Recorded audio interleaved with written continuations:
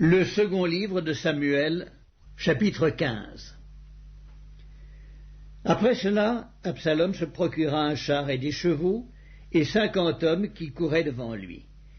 Il se levait de bon matin et se tenait au bord du chemin de la porte.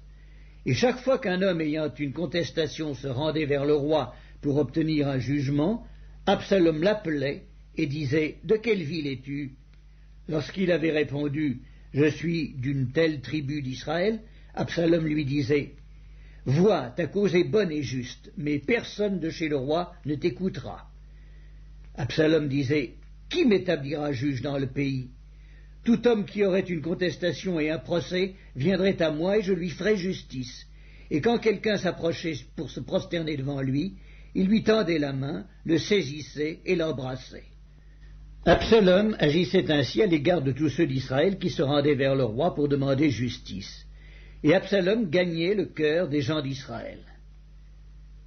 Au bout de 40 ans, Absalom dit au roi « Permets que j'aille à Hébron pour accomplir le vœu que j'ai fait à l'Éternel, car ton serviteur a fait un vœu pendant que je demeurais à Guéshur en Syrie. J'ai dit « Si l'Éternel me ramène à Jérusalem, je servirai l'Éternel. » Le roi lui dit « Va en paix. » Et Absalom se leva et partit pour Hébron. Absalom envoya des espions dans toutes les tribus d'Israël pour dire « Quand vous entendrez le son de la trompette, vous direz « Absalom règne à Hébron. » 200 hommes de Jérusalem qui avaient été invités accompagnèrent Absalom, et ils le firent en toute simplicité sans rien savoir.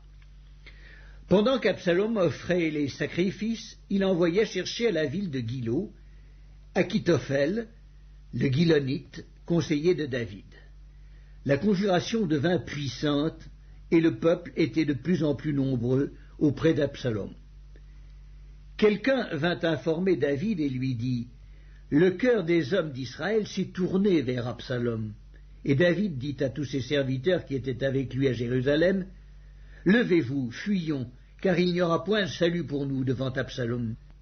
Hâtez-vous de partir, sinon il ne tarderait pas à nous atteindre, et il nous précipiterait dans le malheur et frapperait la ville du tranchant de l'épée. » Les serviteurs du roi lui dirent « Tes serviteurs feront tout ce que tu voudras, mon seigneur le roi. » Le roi sortit, et toute sa maison le suivait, et il laissa 10 concubines pour garder la maison. Le roi sortit, et tout le peuple le suivait, et ils s'arrêtèrent à la dernière maison. Tous ses serviteurs, tous les Kérétiens et tous les Pélétiens, passèrent à ses côtés, et tous les Gatiens, au nombre de 600 hommes, venus de Gath à sa suite, passèrent devant le roi. Le roi dit à Itaï de Gath, « Pourquoi viendrais-tu aussi avec nous? Retourne et reste avec le roi, car tu es étranger, et même tu as été emmené de ton pays. Tu es arrivé d'hier, et aujourd'hui je te ferai errer avec nous, çà et là, quand je ne sais moi-même où je vais. Retourne et emmène tes frères avec toi. Que l'Éternel use envers toi de bonté et de fidélité. » Itaï répondit au roi et dit, « L'Éternel est vivant, et mon seigneur le roi est vivant. Au lieu où sera mon seigneur le roi, soit pour mourir, soit pour vivre, là aussi sera ton serviteur. » David dit alors à Itaï, « Va, passe. » Et Itaï de Gath passa, avec tous ses gens et tous les enfants qui étaient avec lui. Toute la contrée était en larmes, et l'on poussait de grands cris au passage de tout le peuple. Le roi passa le torrent de Cédron, et tout le peuple passa vis-à-vis du chemin qui mène au désert. Tsadok était aussi là, et avec lui tous les Lévites portant l'arche de l'alliance de Dieu. Et ils posèrent l'arche de Dieu, et Abiatar montait pendant que tout le peuple achevait de sortir de la ville. Le roi dit à Tsadok, « Reporte l'arche de Dieu dans la ville. Si je trouve grâce aux yeux de l'Éternel, il me ramènera, et il me fera voir l'arche et sa demeure. Mais s'il dit, je ne prends point plaisir en toi, me voici qu'il me fasse ce qui lui semblera bon. » Le roi dit encore au sacrificateur Tsadok, « Comprends-tu? Retourne en paix dans la ville avec Achimaatz, ton fils, et avec Jonathan, fils d'Abiatar, vos 2 fils. Voyez, j'attendrai dans les plaines du désert jusqu'à ce qu'il m'arrive des nouvelles de votre part. » Ainsi Tsadok et Abiathar reportèrent l'arche de Dieu à Jérusalem, et ils y restèrent. David monta la colline des Oliviers. Il montait en pleurant et la tête couverte, et il marchait nu-pieds. Et tous ceux qui étaient avec lui se couvrirent aussi la tête, et ils montaient en pleurant.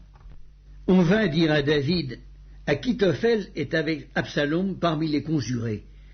Et David dit: Ô Éternel, réduis à néant les conseils d'Achitophel.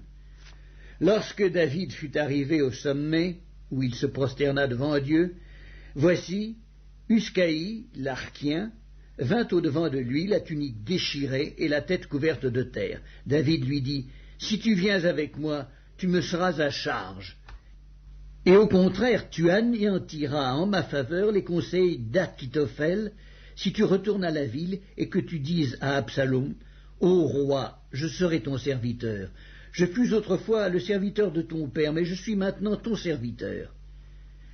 Les sacrificateurs Tsadok et Abiathar ne seront-ils pas avec toi?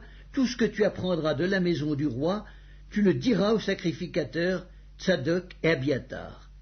Et comme ils ont là auprès d'eux leurs deux fils, Achimaatz, fils de Tsadok, et Jonathan, fils d'Abiathar, c'est par eux que vous me ferez savoir tout ce que vous aurez appris. Uscaï, ami de David, retourna donc à la ville. Et Absalom entra dans Jérusalem.